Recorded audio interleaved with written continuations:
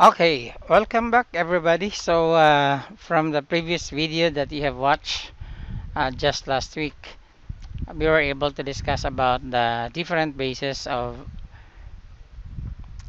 the foundations of education, talking about the historical.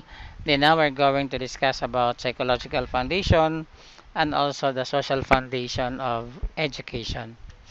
So what will be the focus of psychology, as basis for the curriculum that we are studying now, no?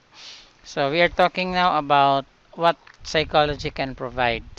So psychology provides a basis for the teaching and learning process. So one of the reasons are learners are not machines and your mind is not a computer. So in this particular idea, we are actually looking into possibilities that since we are not machines, then definitely in the teaching and learning process, teachers should consider the importance of a particular learner. Say, for example, how much learning is acquired by a particular individual, or it can be about the level of learning that one has. So, if you can remember also in your other subjects, there are actually there are different learning theories now talking about how a particular learner is able to learn, or when can be the perfect time that the learner can learn about the topics being shared or prepared by the teacher. So it is important to consider psychology in learning and developing the curriculum to ensure that you can achieve a more advanced, more comprehensive, and complete human learning. That's why we have the psychological basis of foundation. As I have mentioned a while ago, the focus of this area is to actually put importance on the existence and of course the essence, no, of a particular learner. As mentioned, you are not machines or we're not machines, so therefore we need to consider, no, sometimes talking about the behavior, talking about the attitudes, or somehow the kind of character that we try to project and to make people see about who we are in terms of our being. So there are major groups of learning theories. One, we have behaviorist psychology, or known also as the behaviorism. Then we have also cognitive psychology. Then we have also the humanistic psychology. Okay, let's take them one by one. Under behaviorist psychology, known also as behaviorism, all behaviors are acquired through conditioning that occurs through interaction with the environment. So did you take notice of this, no? Behaviors are acquired. So this can be acquired through conditioning, meaning to say our interaction with the people that surrounds us. Say for example, in the family, it is always said, no, that the family is the basic unit of society. It is normally the family members who influence us a lot, no, in the behaviors that we are acquiring. The more if we go out of our family or of our home, we associate with different kinds of people. Like for example, before the pandemic, no, you have your face-to-face instruction. So you have with you your classmates, you interact with them all the time. Did you imagine that for the 1 year? Say for example, there are only 365 and 1/4 days, and yet you're spending more than, no, half of this days, 365 days, you're spending more than 180 to 200 days in school, and so that you're interacting with different people around you, your classmates, your teachers, or even other people or students from the different departments. So according to the behavioral psychology, or known also as behaviorism, learning is organized in order to experience success in the process of mastering the subject. So in this particular aspect, we can always say that a particular individual will be able to learn better if the teacher is able to present, not the different topics to be discussed, okay, in the proper sequence or properly organized, so that it can be easily mastered, no, by the students. So the method of teaching in the behavioral psychology is introduced in a step-by-step manner with proper sequencing of tasks. When you're talking about proper sequencing of tasks, we are referring to the presentation of the topic from the simplest then to the complex one or to the complicated one. So like for example, in learning mathematics, you cannot learn fraction, addition of fraction or multiplication of fraction or division of fraction without first mastering the at least the four fundamental operations like addition, then you have multiplication, you have division and subtraction. For the cognitive psychology, it focuses on how an individual processes information, monitor and manage thinking. You know, under this branch or field of psychology talking about cognitive, if you're familiar with, you're talking about cognition, it's actually the development of the mental abilities, or talking about the knowledge of the learners. So, as mentioned here, the focus is on how an individual processes information, talking about the different learning styles that you are. So you have different types of, there are different types of learners, and you have different, learning styles. So applying also the laws of or learning theories, talking about the law of effect, the law of readiness, the law of recency, the law of primacy, and a lot of learning theories would explain added to this that a particular individual is learning based on his own pace or time. That is why no matter how good or effective the teacher is, if the learners are not ready to absorb the information that are being shared by the teacher, then no learning will take place. So that in the basic education, if you have noticed, no, if you may recall it, you have your different motivating activities, no, that your teachers usually do. Like for example, singing or a review or somehow showing of pictures or maybe an activity like puzzle because the teacher would like to get your attention first, no, before the implementation of or the start of the instruction, no, that the teacher would like to teach with you for that particular moment. So take note of that, no, since we are individual, you are individually unique. So each individual actually is unique. So you're entirely different with one another.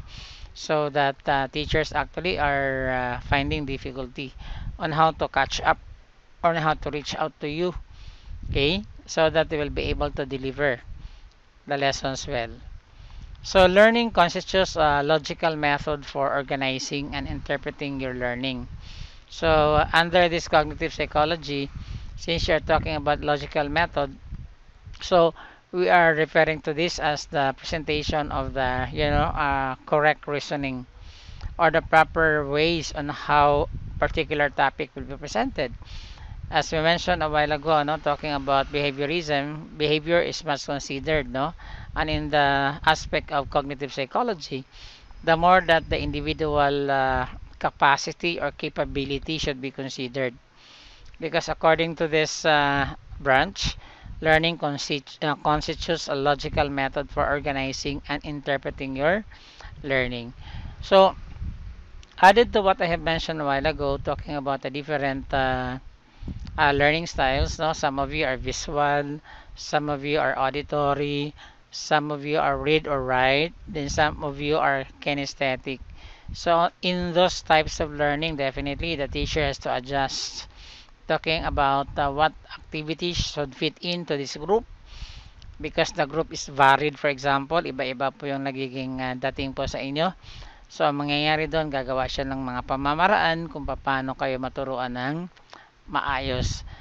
Kaya yung sinasabi dito na logical method for organizing and interpreting your learning because as we mentioned a while ago, our learning takes place only depending on our capability, our abilities as a particular individual.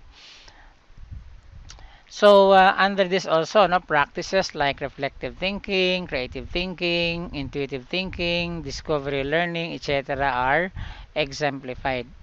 because we're into the so-called development of the mental abilities, no? Because cognitive would actually refer to the knowledge development. So a teacher would be able to apply this kind of branch by having these kinds of activities like reflective thinking. Okay, how can this be done, or how is this done by your teacher? Like for example, you're being asked if you're in a situation like this and that, so what are you going to do? Then you have also the so-called creative thinking. Okay, when you're talking about creative thinking, it's actually an ability, of one individual to create lots of beautiful ideas. Like for example, if you are into a situation, if you are put into a problem solving situation, for example, no, a lot of students would find solutions to a particular problem creatively. Okay, that's it can be it can be actually the other way around. Like for example, it may be directly answered or it may be directly resolved, but some others will do it the other way around, like doing it creatively. Like for example, it can be done through an action or body language, or it can be done through singing, or it can also be done through say for example presentation of a role play, and among others. So under this cognitive psychology also, no, it should be teachers also will be able to let the students practice their intuitive thinking. When they're talking about intuitive thinking, is their ability to what? Okay, to feel or somehow to apply their senses, no? Because if you are being intuitive, then intuition is referring to one's ability to reflect or to think of possibilities, no? Or how things happen, or why things happen, or shall we say, why is it that a particular events are happening, or it can be in a way that students are able, or and the individual is able to actually perceive, no, things in a way, the in a way they think it or what do I mean by that, in a way that they want it to be. Then added to these practices also are discovery learning, no?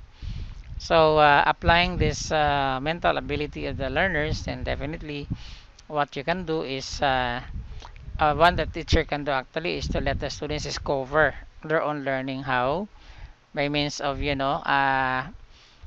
making them feel, like for example in the experiment, no, in the experimentation you are the ones doing it, so your task actually is to discover the learning that or say for example concepts, no, what should be done, or what things should you look after, no, to experiment, or somehow you are into a situation like, okay, find out ways and means on how to do those things that are being emphasized or given by your teachers. For the humanistic psychology, this is concerned with how an individual can develop human potential. Okay, so we as human beings actually, well, a lot of people are saying that okay, intelligence can be inherited, and that is true, no? Talking about the genetic principles. Okay, intelligence can be inherited from the parents. What I'm trying to say is that if the parents are definitely professionals, they have the intelligence, okay, the possessed intelligence that are needed to become a professional, for example, then that can be inherited. But in this particular aspect, since we're talking about humanistic psychology, it's concerned with how, okay, we can develop human potential. It's an accepted fact that all of us have potentials.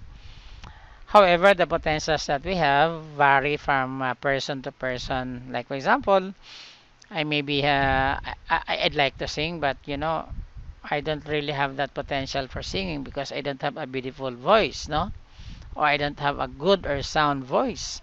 But there are some others that are their potentials. Say for example in dancing, even in writing, no, creative writing, like for example, no, composing poems or poems, writing songs, or even writing books. Okay, a lot of people are having those kinds of potentialities, but anyway, as we mentioned from time to time, or just a while ago, I mentioned that this kind of potential vary, no, from one person to another. So that depends, no, on how we are exposed to. Well, anyway, if you're exposed to these kinds of activities, then this will be developed, no, within you. Talking about how good you are in terms of okay, singing or dancing or maybe drawing or sculpturing or maybe in other areas in arts or it may be in acting. That's why may mga artista tayong mga napapanood.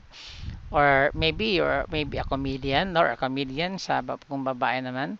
So actually this is how humanistic psychology works. Now talking about how you can develop because they believe really that every human being has his or her own potentialities. So it can be learning can be explained in terms of the wholeness of the problem, where the environment is changing and continuously reorganize one's perceptions. So when you're talking about learning can be explained in terms of the wholeness of the problem, definitely it's the presentation applying the principle of what deductive, no? And the deductive method, then the wholeness of things are being presented, then a little by little is being, separated or diluted. For example, kung tubig pa siya, dagdagan ng tubig. Kung pure siya, dagdagan ng ibang tubig para, kumbaga, ma-dilute siya. In like manner, yung sinasabi natin dito, wholeness of the problem. The problem, for example, is presented in a way, say for example, you are in trouble with okay, one of your classmates. Okay, so yeah, applying this kind of learning, ano, in terms of the wholeness of the problem. So finding out what could be the reasons why you have in trouble with your classmate. Is it something to do about miscommunication? If the problem is on miscommunication, then somehow you can patch up that. You can actually patch up that easily. How?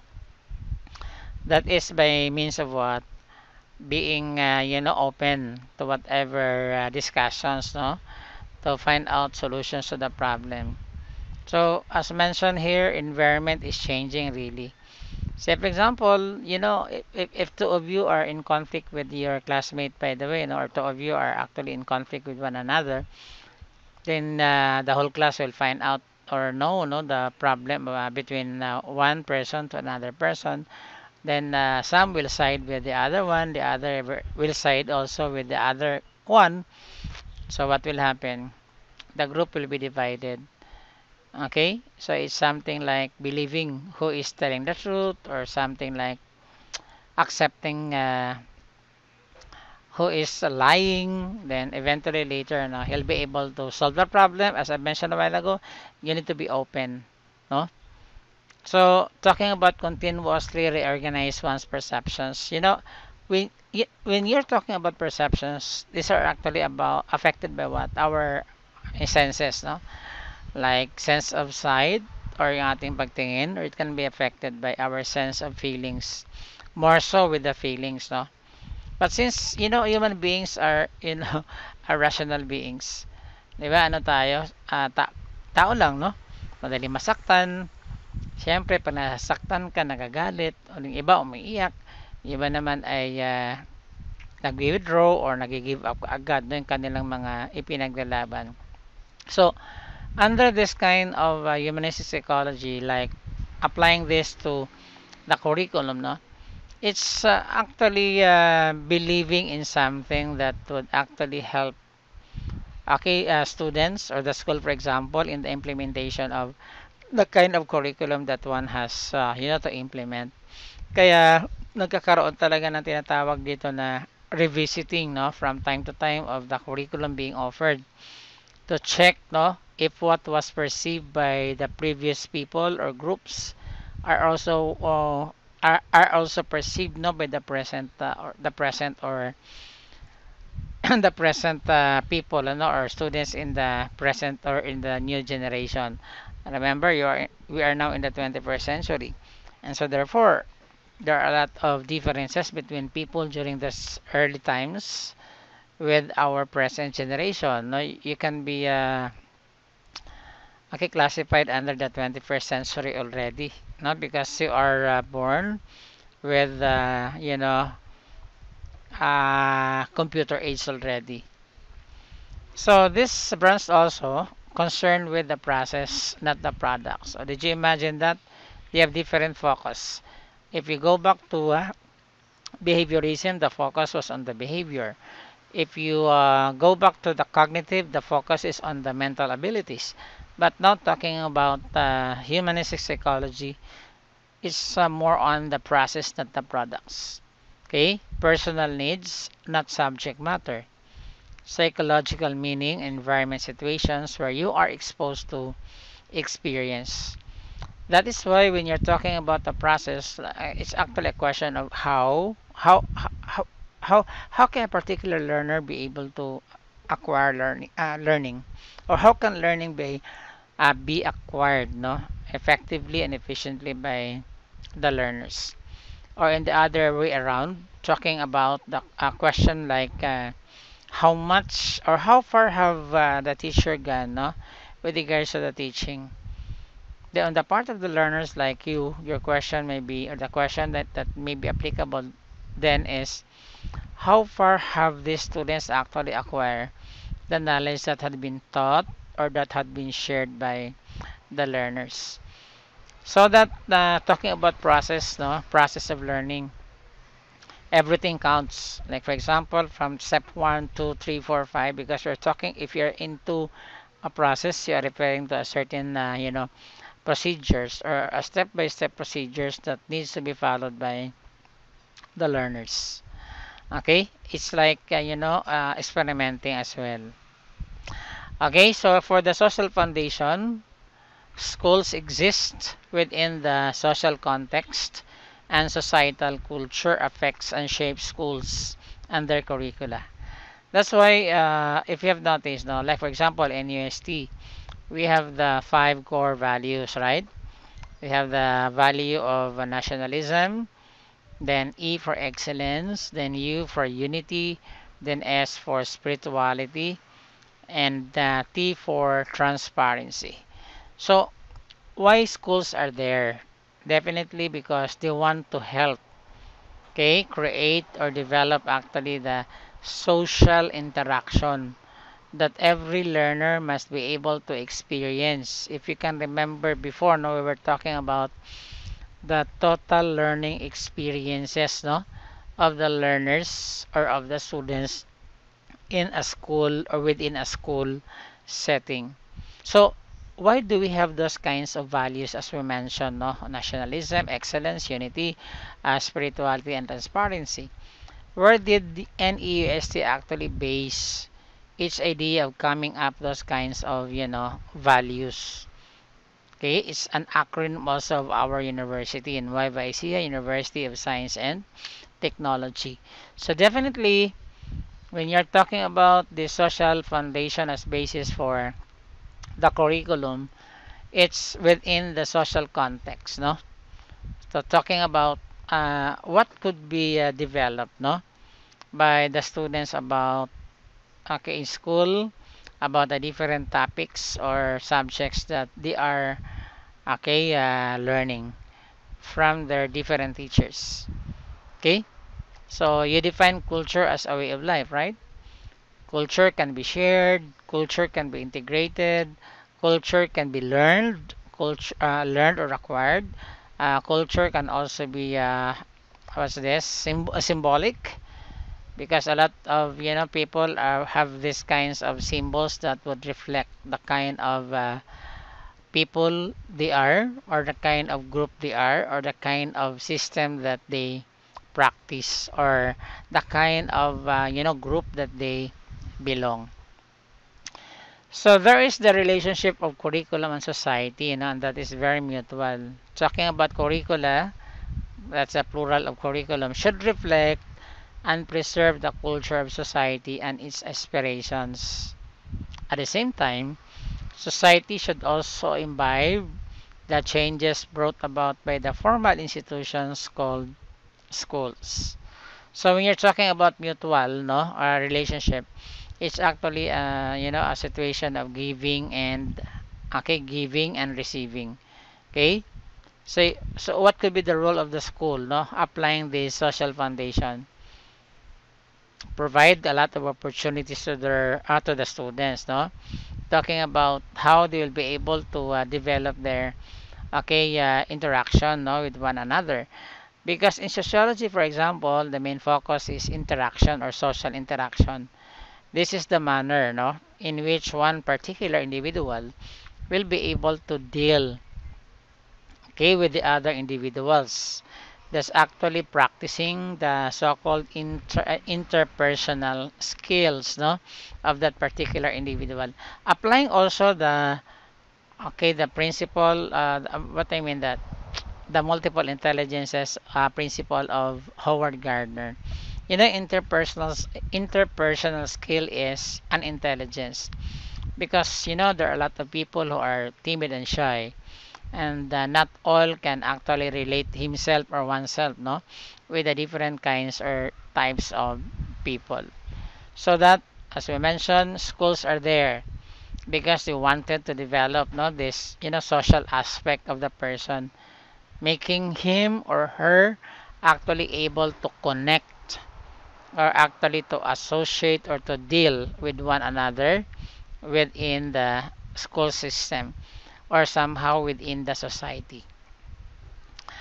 The education systems are closely tied also to the institutional network of society. Thus, to understand what is taught, how it is taught, and why it is taught, you need to look at the social forces that shape the curriculum. And there are a lot of forces that help shape the curriculum. That's why in deciding the curriculum, the following questions must be addressed. One, to what extent should curriculum consider the world outside of school? So now we are in the K to 12 na, no? Sa basic ed, K to 12 na tayo. So was it the reason why NAUST or the Philippines actually is able to embrace this K to 12 because we want to be globally competitive, or we want to be at par with Asian countries? Talking about extent level po yan, no? Anong level kaya yung curriculum na parang kinoconsider natin yung curriculum ng iba? Well, somehow with the implementation of the K to 12, we can say that we can be globally competitive, if not the world, no, but at any rate with our Asian neighboring countries. Another question is, how do changes affect curriculum? We believe, no, that there is only one thing permanent in this world, and that is change. So everything changes every second, every minute, every hour. Everything changes. So how do the changes affect the curriculum? Like for example, now we are in the pandemic. What happened to the curriculum of co-ed? In the teacher and the school curriculum, or the Proof Ed 5 or the Edoc 5 that you are enrolled to, actually it consisted of 8 units. But due to the pandemic, we need to revisit the curriculum and actually reduce the topics, talking about the most essential learning competency that you need to acquire during this pandemic. We cannot perfect every situation, no, in the conduct of these online classes. Why? See, I'm presenting you now the topic, but it's so difficult for you to participate, or to participate in the discussion, because I need to stop my sharing, then ask you, and ask you a lot of questions. Okay, so even DepEd now, no, they are into practicing the so-called MELC, MELC, the most essential learning competency. So anyway, even if these are some of the changes that are happening now in our curriculum due to the pandemic, but teachers actually see to it that we are able to actually provide also the students they need. Talking about the desired learning competencies, no, that needs to be learned by you. It's because education is a board program. After your 4 years of schooling, you have to take the board examination or licensure examination, so that once you pass, then definitely you are ready to face the real world of teaching, in particular serving the government schools or somehow the private schools. Social foundations of the curriculum is crucial in making decisions about what should be included in the curriculum and eventually what happens in the classroom. Because it's a case-to-case basis. Now, say for example, since we're talking about social foundation, and the main focus of this is social interaction of students from among themselves and the students with their teacher or teachers. Okay, so why crucial? When talking about crucial in decision making decisions, why? Because, like for example, as I mentioned a while ago, we're into the pandemic. So all teachers in the Prof Ed 5 or Edoc 5, the teacher and the school curriculum and the curriculum planning and development. Actually, we tried to meet for we meet for a lot of times. Why? We are discussing. So, what particular topics will be removed, or how will we be able to reduce the contents of this 8 unit, 8 unit parts, no, of the subject. So from time to time, we used to discuss, no, with one another via Zoom. So nagmi-meeting kami para malaman. Kasi very crucial nga siya ngayong panahon ng pandemic, no? Like for example, ang fear nga ng mga teachers yun ba kayang mga activity na ginagawa or naka-assign sa inyo, kayo talaga ang gumagawa? Or sige, giving the benefit of the doubt. So sabihin namin kayo ang gumagawa. Hindi kaya nagpapasahan ng mga activity itong mga bata para masagot yung activity ng pare-pareho sila ng sagot. Kasi normally or usually, isa ang naman talaga kalalabasan ng sagot kasi the same activity. But the point is, kung pare-pareho kayo ng mga sinasabi like tuldok, koma, lahat na yan ay pare-pareho lang. So, malinaw yan na kayo ay nagkokopyahan talaga. Okay? So, a curriculum should be able to prepare you for the present and the future. So, in other words, a curriculum should address your wants and needs by responding to social conditions locally, nationally, and globally. So, see?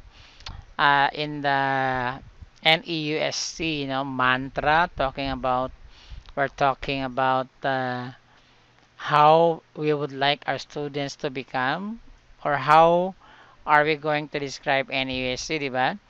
Nakalagay sa ating mantra, NEUST is transforming lives for God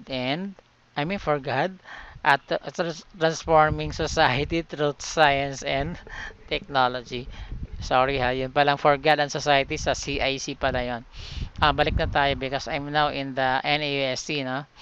So, it's actually transforming society, through science and technology. So, question like, how can we be globally competitive? So, we need to be at par with, our curriculum should be at par with the curriculum of other countries. So, that could be the mere reason why in 2015, K-12 was implemented. Is because the purpose of that is actually to make our country, responsive to the needs of everybody, or somehow the wants of everybody. So, under this, a content should useful if, okay, so what should be the content of the curriculum, and how can it be useful? So, it is useful if it relates to the general body of knowledge needed by an individual or an average human beings for conducting daily life. So, see, looking into the social foundation, the importance of a content or the usefulness of a content is if it relates rather to the general body of knowledge, no? So talking about by an average human beings. So when you're talking about an average human beings, you're talking about, a capability that's on the average, okay, able to adapt or able to actually accept, no, the challenge of learning the curriculum, and you can apply that, no, in your daily activity or daily life. A content also is useful if it is related to the specific present or future situation of the student. Okay, specific, when you're talking about specific, it actually directs or target what should be targeted to the student. So why are you studying? Definitely because you want to be a future teacher. Or some students in the other department, engineering, criminology, HRM, business, they want to be in their field, specific field, no? And that is also in preparation for their future life. So it is also useful if it develops skill that increases the student's success in other subject areas or in a general life decisions. That's why if you have noticed, no, a lot of your teachers are actually integrating, no, the subjects. Like for example, if the teacher is teaching an English teacher who is teaching grammar can actually use concepts in mathematics or science. Like for example, if the topic is identifying, or shall we say not identifying but okay, learning about the agreement between subject and verb. So instead of presenting a concept that is purely English or maybe applying literature, the teacher can actually use examples like mathematics. Mathematics, okay, mathematics is an exact science. If you're talking into identifying the grammar, I mean the verb to be or agreement between subject and the verb. So say the teacher will say underline the simple subject once and the predicate or the simple predicate twice. So looking back to the example which I gave you a while ago talking about mathematics is an exact science. So definitely mathematics is the simple subject and the simple predicate is the linking verb is an exact science, but the complete predicate is an exact science. Simple predicate is the verb to be, then it actually is parallel to the subject that is singular. Mathematics is singular, that is not plural. Okay, it's similar to scissors. Scissors is actually singular as well because it's only considered to be as one, because you cannot say a scissor. Okay, a scissor is always accompanied by another scissor. That's why they are called scissors. Okay, scissors is, you're not talking about scissors are. It is also useful if it fulfills. Okay, there's something wrong with fulfill. It should be double L, fulfill. Okay, fulfillment. I think this is double L, no? Fill, Fill. Okay, it fulfills unavoidable requirements imposed by society as entry qualifications to certain vocational and professional programs. So see, look at that, no? Unavoidable requirements imposed by society. There are standards that need to be attained, no, in every subject area. Like for example, I mentioned to you about the minimum learning competencies, or we also have the desired learning competencies. Then we also have the so-called most essential learning competencies. So, say for example, you are major in BTLED or BSED, general science, or maybe in the BSIE. There are certain standards really for those kinds of programs. That's why if you are applying for a job, your entry qualification should be at least, no, talking about okay the program that you are in. So you must, if you are BTLE or BSIE at least, no, you must be able to, profess or actually practice the so-called practical applications of doing things, no, like installation of electrical wirings, or learning about the different what do you mean that connections or installation of electrical wirings, or even in the lighting of bulbs, magpapailaw kayo dyan. Or maybe in Beteled, you must be fully equipped with the knowledge in baking, or maybe somehow cooking or commercial cooking, or any other focus. Likewise with general science majors, no? Your focus will be more on focusing all the, standards in general science education. From the word itself, general, no, you must be a master of all these, kinds of trades. So, what would be the characteristics of a good curriculum? Okay, the curriculum is continuously evolving. Okay, talking about continuously evolving, it's not stagnant, no? It actually keeps on improving from time to time. It evolves from one period to another to present. Say, for example, the curriculum that I have learned that's 33 years ago because I graduated in 1987 may no longer be applicable to the present. Okay? So it evolves. So it should actually fit in not to the present situation.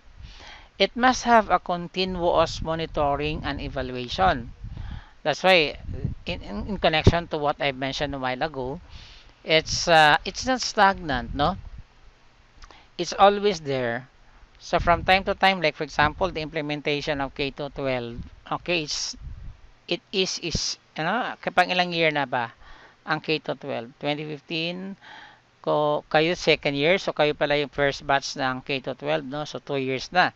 So after ng 2 years na yan, after pa ng 2 years na makagraduate, kung gagraduate na kayo, then after a year na makagraduate na kayo, so 5 years po yun, okay, the curriculum must be evaluated in a way, no, finding out if the curriculum is really effective or not, and what will be the best monitoring or way of finding out that the curriculum is effective and efficient. Then your passing percentage later in the licensure examination. Okay, adapt its educational activities. So something is wrong with this now. Adapt its educational activities and services to meet the needs of a modern and dynamic community. So when you're talking about adapted, no, or adapts its activities and services to meet the needs of a modern and dynamic community, this is what in relation to what we mean of continuously evolving. Kasi dapat nagbabago talaga yan, no? Kasi nga, nakatuon or nakafocus dapat yan sa kakayanan or kakayahan, no, ng mga mag-aaral. Hindi po yan dinesign para magkaroon tayo ng superfluous, no? Or ibig sabihin ng maganda nga siyang curriculum tingnan pero hindi naman siya tumutugon doon sa needs ng mga mag-aaral. The curriculum is democratically conceived. So, pag sinabi natin democratically conceived, it is developed through the efforts of a group of individuals, no, from different sectors of society who are knowledgeable about the interests, needs, and resources of the learner and the society as a whole. Ito yung binabanggit natin noon pa na mga curriculum planners or curriculum makers or shortly curricularists. Okay? So, hindi naman to produkto lang ng isang tao. Ito'y produkto ito ng maraming tao na mayroong concern kung paano ang pagkatuto, no? Ang iniisip nila ay kung paano matuto ang mga mag-aaral in a way na matugunan talaga yung kanilang needs. Tandaan natin yung needs, yung interest, yung knowledge nila, at saka yung tinan nyo may sources no dito, no, society. Yung nature ng society, importante din malaman. So it is also the product of many minds and energies. May kasabihan nga tayo Okay, two heads is better than one. Kung marami nag-iisip, mas marami or mas maganda ang kalalabasan ng ginagawang curriculum. 'Di ba? Ganon din naman sa activity ninyo. Pag group dynamics yan, 5 or 10 kayo sa isang grupo. Kaya kayo grupo ng ganong karami para mabigyan kayo ng chance or pagkakataon na i-prove, no? Yung inyong mga ginagawa. Kaya nga yung kasabihan na mas maraming nag-iisip, mas gaganda ang kalalabasan ng iniisip. The curriculum is the result of a long-term effort. Okay, long-term effort ito, no? Bakit long-term effort yan? Ayan, product of long and tedious process. Kasi katulad ng K-12, it was a long period of time. If you can remember, during the time of the liberation period, under the historical foundation of the curriculum, there was already the so-called grade 7. However, it was removed, no, during the the liberation period. Why? Gusto ng shortcut ng mga Pilipino, no? Ang gusto natin ay maikling panahon lang ng pag-aaral. Kaya tuloy, ang sabi ng mga Europeans or other countries, hindi hinog tong mga Pilipino pagdating sa pag-aaral. Kaya, itong sinasabi natin na product of long and tedious process, hindi siya ganun kadali na pag naisip na, ipapatupad ka agad. That's why during the time of former President Noynoy Aquino, okay, he was asked by a lot of, people, a lot of critics. So, when are you going to implement the K-12 curriculum? By that time, 2015, the Philippines was not ready yet, no, with the implementation of the K-12 curriculum. But Noynoy, as the president that time, said, if we are not going to implement the curriculum now, then when is the perfect time for its implementation? Di sila makakibo. So, ang sabi nila, now is the perfect time. That was in 2015. So that we have the, the K-12 curriculum. It takes a long period of time in planning, management, evaluation, and development. This is what I'm trying to point out, no? It's not an easy way. For example, if you have planned something, then it is already implemented. A plan is always evaluated. A plan is being developed from time to time to see to it that it can be perfected. Although we cannot perfect talaga, no, kung ano mang plano. Why? You cannot there's no such thing as perfection, no, of doing things. But what can be perfected only is the moment. Halimbawa, nagpaplano sila, okay? Nagplanning management sila, nag-evaluation and development sila. So, hindi man perfecto kasi meron talagang mga kumukontra dyan kung ano yung mga ideas na gustong palabasin. Pero ang mainam, they're able to come up, no, at the outset, no. Kanilalabasan, they actually meet together and actually come up with this kind of curriculum that we are now studying. The curriculum is also a complex of details, no? Okay, provides a proper instructional equipment, then meeting places that are often most conductive, that's conducive to learning. So, provides the proper instructional equipment. Okay, so we have the IMs, no? That's why, in our curriculum, we usually have this kind of module. Aside from the module, actually we also have the book na about curriculum, the teacher and the school curriculum. Then we, aside from the module, that's actually a hard copy. You still have also the e-learning or the so-called online module if you want to, no, especially so those students who are actually far from Cabanatuan City, no, just far from Nueva Ecija of from NUST. So the proper instructional equipment and meeting places that should be, conducive for learning. When you're talking about conducive for learning, it's actually a learning wherein that's cozy, because we try to emphasize then that the learners are actually learning really should be fun, and to be fun it should be in a way that it can be easily learned, or topics shared can be easily adapted, no, by the students. It also includes the student-teacher relationship, then guidance and counseling program, health services, school and community projects, library and laboratories, and other school-related works. Because when we say of a complex details, sabi nga natin kanina, no, continuous evolving yan is a product of the, different minds or many minds. So, may mga magagaling talagang ang trabaho ay para mag-isip lang ng katulad ng pinag-aaralan natin, no? At meron namang ibang magaling sa pagsusulat. Or mayroon lang mga galing na, magsasalita naman, voicing out their ideas and opinions, pero sa pagsusulat, hindi naman. Kaya sinasabi dito na student na teacher relationship, okay, kasama po yan, guidance and counseling, kasi di ba usually, tulad ngayon, after our meeting, magtatanong kayo, so andon yung student-teacher relationship. Sir, paano ba gagawin namin sa activity? Pagdating naman sa guidance and counseling program, sir, we have done already the activity, so ano ba po bang mas magandang gawin natin? Okay, may health services din, no? It may not be under the school and the curriculum, pero it can be with the other subjects. The curriculum also provides for the logical sequence of subject matter. Okay? So, developmental ang learning. Sabi nga natin, the moment you graduated, no, or the moment you will graduate, it never stops there. Okay? It never stops there.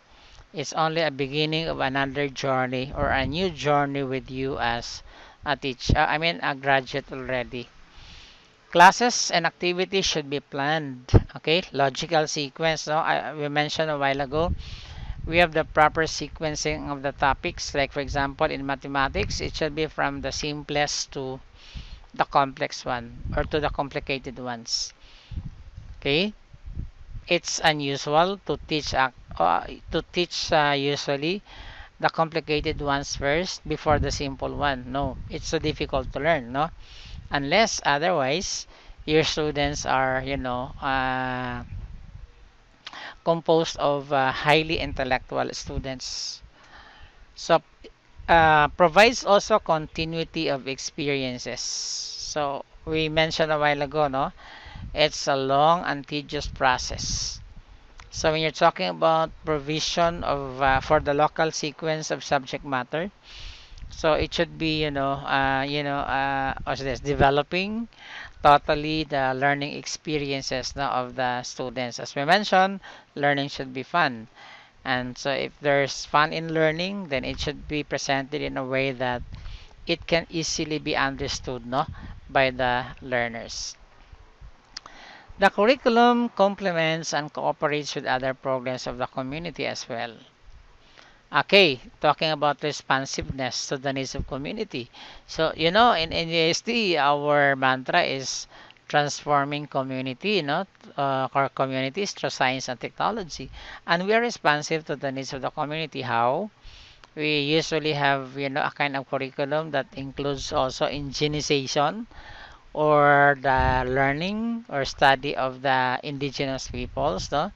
In Nueva Ecija and even in Dingalan, Aurora. So it offers its assistance in the improvement and realization of ongoing community programs. So see, assistance. We have adapted the schools in Barangay Cabog, that's in Dingalan, Aurora. We adapted usually the we not usually we adapted the the dumagas there.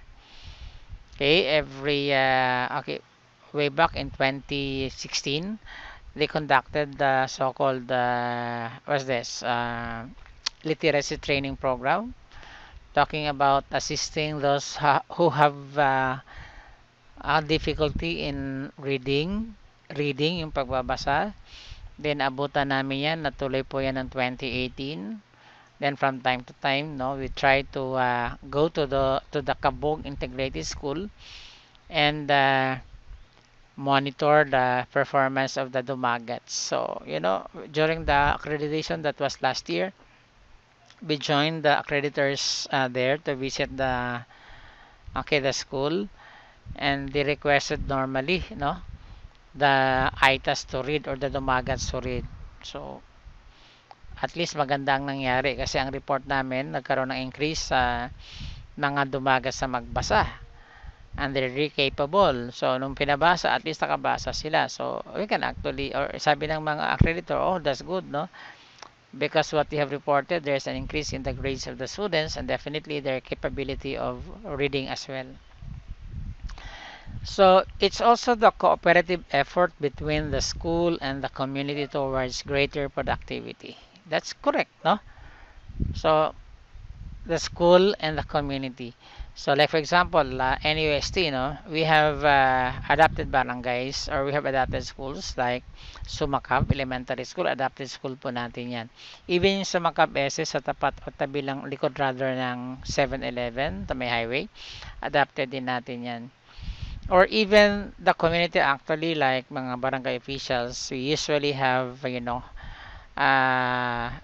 founded or established relationship with them. Like for example, if we have different activities in the school, kasi could you imagine you are more than 13,000 or even 35,000 all over all the campuses, no, in YYC, ha? So if there will be no support from the community like these local officials or barangay officials, then we'll find it difficult to instill or to actually maintain peace and order. So it has also educational quality. So it comes through the situation of individuals' intellectual and creative capacities for social welfare and development. Okay? So when you're talking about quality education, according to this, then it can be actually acquired or achieved through the collaboration of the individual together with his uh, mental or cognitive skills that can actually help come up with a better kind of curriculum, because feedbacks are very much important. Like for example, after a year or two nga ninyo, or 2 or 3 years, you will be 2 years from now you will be graduating, or about 3 years after that it can be re-evaluated, finding out if the students' intellectual and creative capabilities and capacities actually are developed. Then it helps the learner to become the best that he can possibly be. So see, talking about educational quality. So when is the perfect time to learn? We can never tell. So it's actually depends on the personal choice or decision of the learner. It also support system, no? Each support system is secured to augment existing sources for its efficient and effective implementation. So when you're talking about support system, or referring to those in the administrative positions, they're actually giving support to all the students, and we as teachers are used by this support system, our administrators, to actually implement what you would like to implement, and we are actually what we mean of uh, the personnel or the teachers in charge of perfecting what the administration would like to achieve. Okay, because your achievement will also be our achievements, and our achievements will be also the achievements of the entire system, no, or university system. So it has also administrative flexibility. Okay, ready to incorporate changes whenever necessary. Okay, this is changes, no? Okay, incorporate changes whenever necessary. Why? Without administrative support, as we mentioned, then definitely the curriculum will not be in in place perfectly. So if ever there will be necessary changes to be implemented, then it should be implemented and it should be supported by the administration. It is open to revision as well and development to meet the demands of globalization and digital age. This is very timely, talking about this administrative feasibility. I mentioned to you a while ago that we revised the curriculum, I mean the syllabus, no? From the 8 unit courses to 5 units. Okay, so why did the teachers together with with the support of the college dean, Dr. Cortez, no, do it? It's because we need to provide no the most essential learning competencies only during this pandemic.